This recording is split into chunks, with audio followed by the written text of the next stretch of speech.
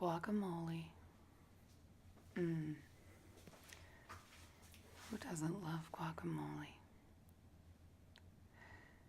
This recipe is used in Chipotle restaurants. I am not affiliated with Chipotle, nor have I ever even had a job there. But this copycat recipe can be found all over the interwebs. And all you have to do is taste Chipotle's guacamole to know that it is an extremely simple recipe with very few ingredients. Avocado, tomato, jalapeno, lime juice, and red onion. One ingredient I skipped in this video is cilantro. People either love or hate cilantro. Well, I'm proud to say I'm one of those fools who loves it. But, full disclosure, I forgot to get it at the grocery store. And I didn't want to wait and go back to the store because I really wanted some of this guac. So, it's very important that the very first thing you do is the avocado. The reason for this is guacamole is kind of an don't measure it, eyeball it kind of a recipe. And if you eyeball all kinds of tomato, onion, and jalapeno, only to find out that about 3 of your avocados are usable, you're gonna have a big old mess on your hands. So I'm cutting open all 8 of my little baby avocados first because I knew some of them were gonna be too mushy or too brown. Now, a little mushy or a little brown isn't necessarily bad, but use your judgment. How long is this guac gonna sit in the fridge? Who are you trying to impress? Things like that. Out of my 8 avocados, I think I used 5 of them. We'll see how good my memory is. If you've never cut an avocado, you can pay attention to what I'm doing, which is going around the pit in the middle and then twisting it open. Be careful when you do this if you're not used to it. Okay, now let's have a look at these 8 avocados. And go ahead and pick up the ones we're going to use and squeeze them into the bowl. Now, some people might use a spoon or even score them and scoop them out in chunks. Well, yeah, maybe if I was eating fresh avocado or adding avocado to a salad, but for guac, where it's going to get mashed up anyway, just squeeze that sucker out.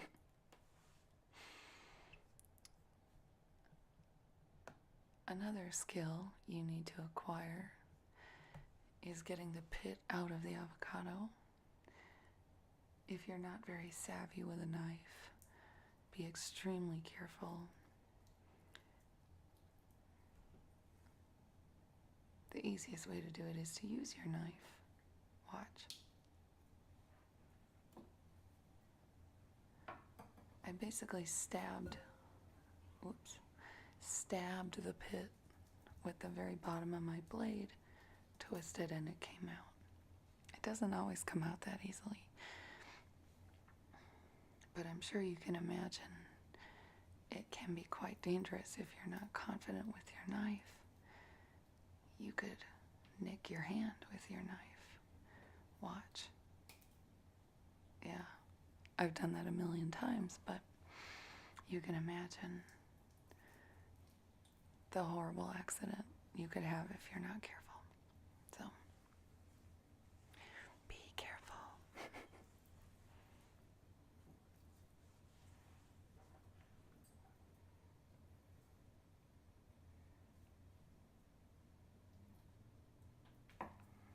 That one was so mushy, I could just poke the pit and it came right out.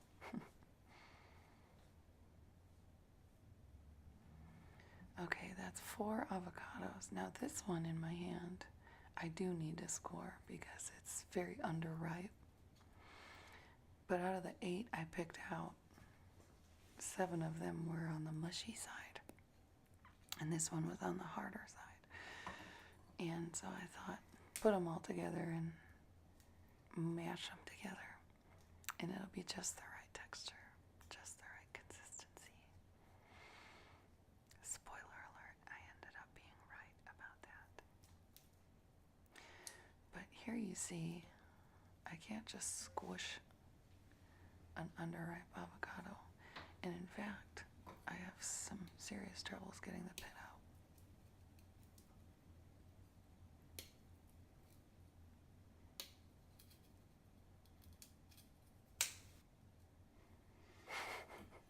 I'm like, well, I guess my trick isn't going to work here.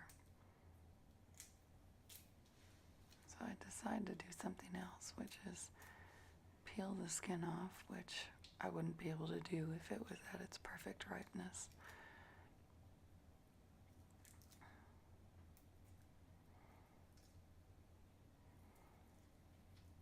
And then work around that pit in the middle till I got what I needed from the fruit. Avocado is a fruit. Did you know that?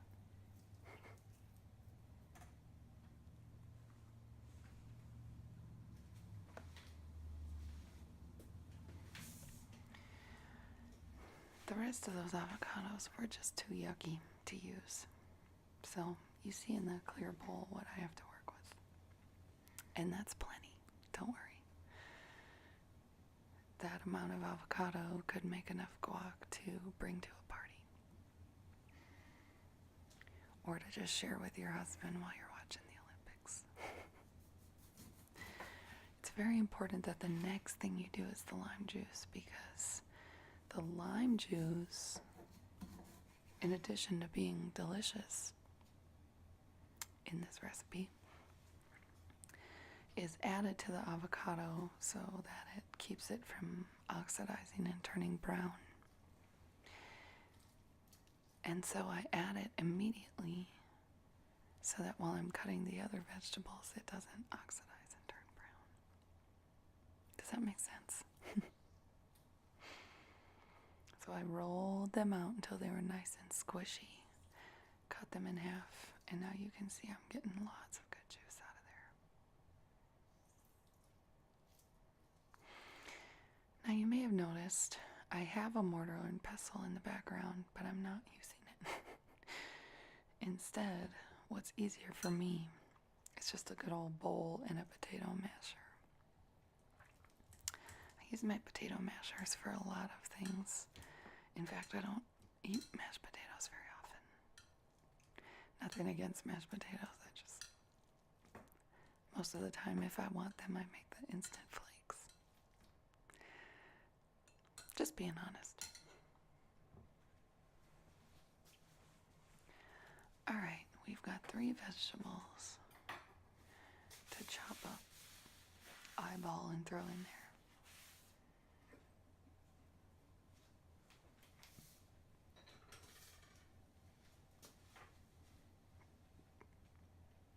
First, we're going to do tomatoes.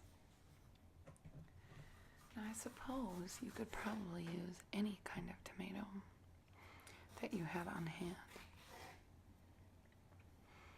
I use these Romas, again, full disclosure, just being completely honest, because they're really cheap and they taste good.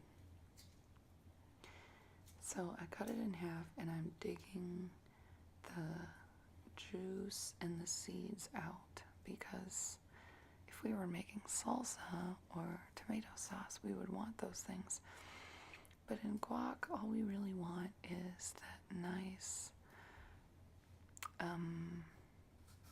body outside of the tomato. We want that crunch. We want that flesh of the tomato.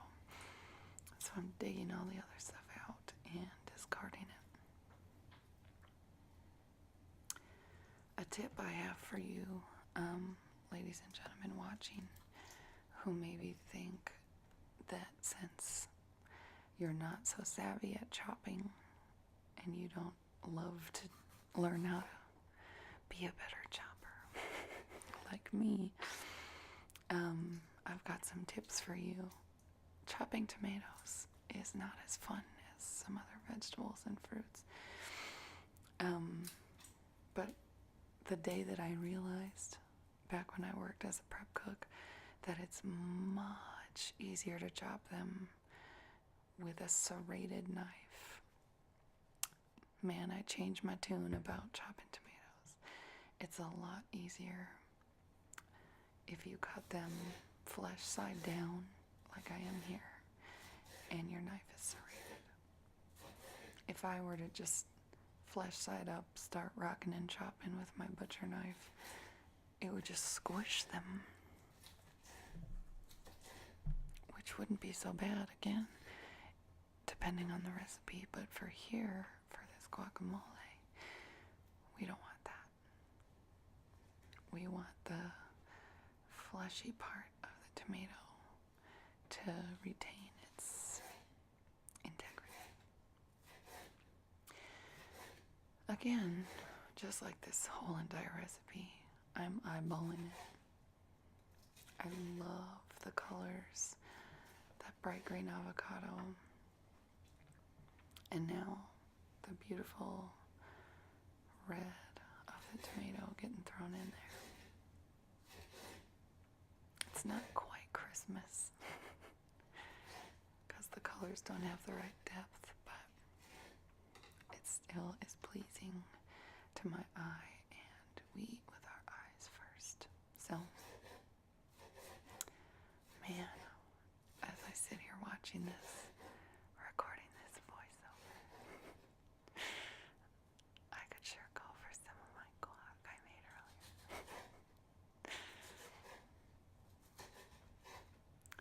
So with my 5 little avocados, I ended up using, how many was that? 4 Roma tomatoes. If you don't like tomato, you know what's great about guacamole? Don't use it. Just don't. I love this version of guacamole that Chipotle uses, but there's lots of guac in the world that doesn't use tomato. So, you picky eaters out there, pick and choose what you want to add.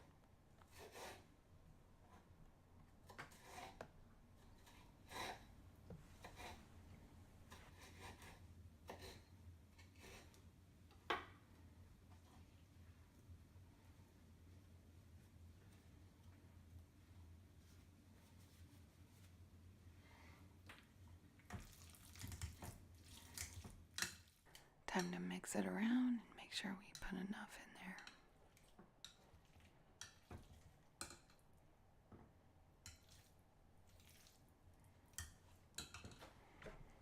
I'm not trying to mash those little hunks of tomato, just mix them around, and since the masher's in there already, that's the tool I used for mixing.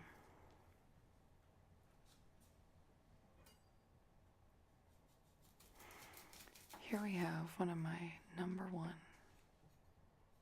favorite things to chop. Onion.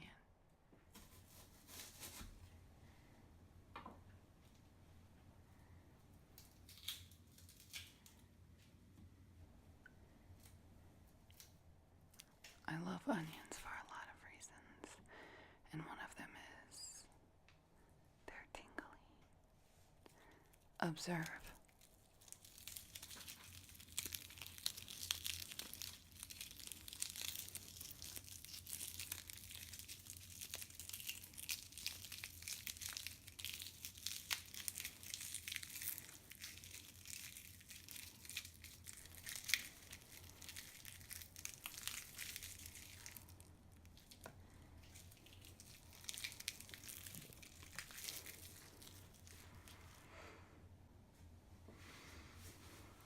Yes, my hands still smell like onion from that little onion massage.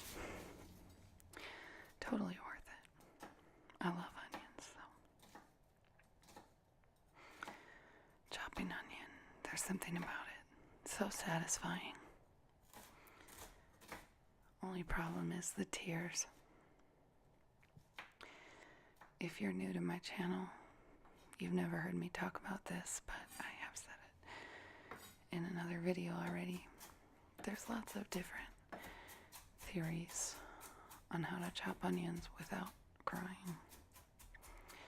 And trust me, I've tried every single one.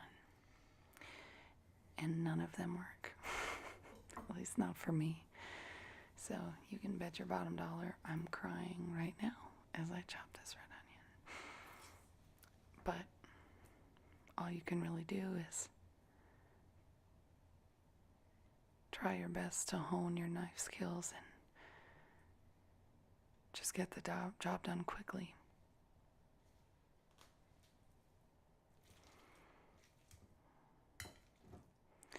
Now I used half of that tiny little onion and I mixed it around and came to the realization that I kind of wish there was more red onion in there. So here we go, back to the cutting board. See what I did there?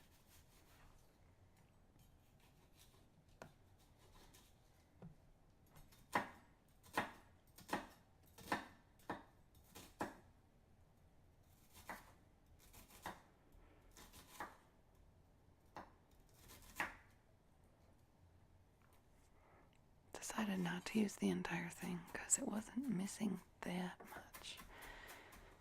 Using the whole thing would have been onion overkill. But eyeballing it to this point ended up working out perfectly in terms of onion to tomato to avocado ratio.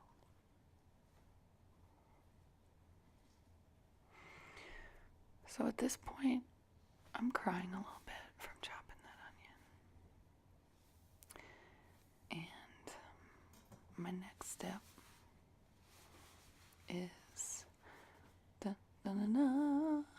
you guessed it, jalapeno. Now, here's what you need to know about me. I don't really like jalapeno. I don't really like spice. I don't really like heat. I like heat as long as it tastes like something. If it just tastes like pure heat, I don't want it. I'm not interested in that. But in this guac, the jalapeno gets seeded and cut so small that it's just perfection. It's so delicious. So even if you don't like spice, I recommend using at least one avocado. Oops. One jalapeno. But scoop those seeds and the rib out of there. As you can see, I'm using my grapefruit spoon, which is a spoon with a serrated edge. If you don't have one of those, scoop it out with a regular spoon. It'll work out just fine.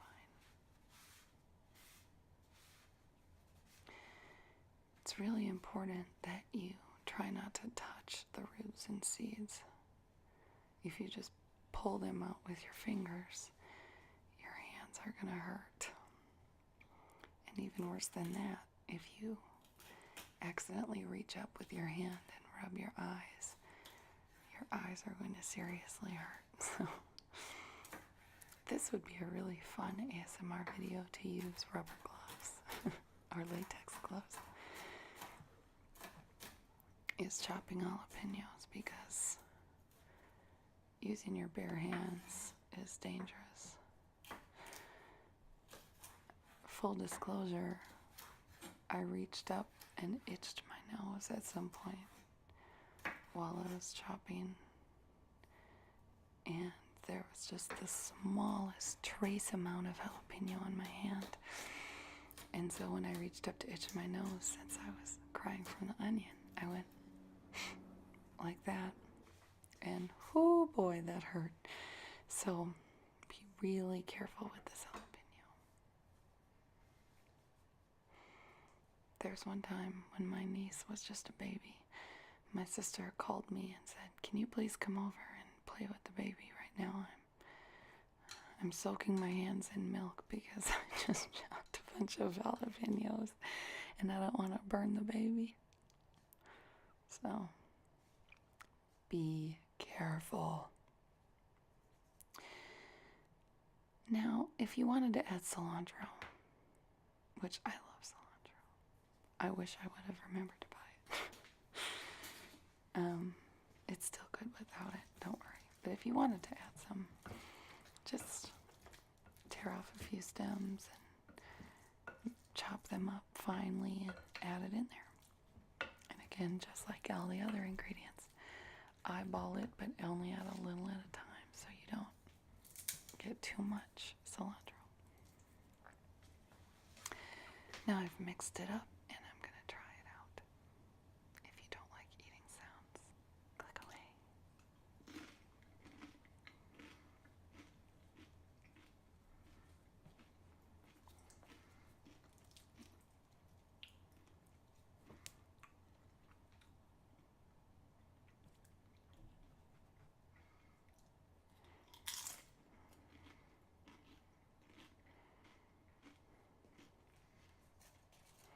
It was about at this moment I realized I don't love these tortilla chips.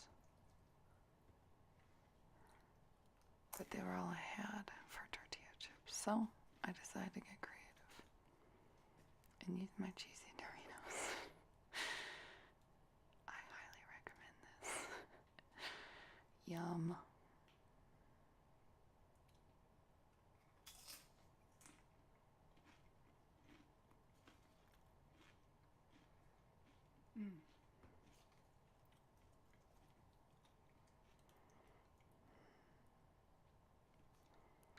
Okay, so I said I'm taste testing it, but I tasted a lot of it. I'm not even taste testing at this point. To be honest, I'm eating a snack now.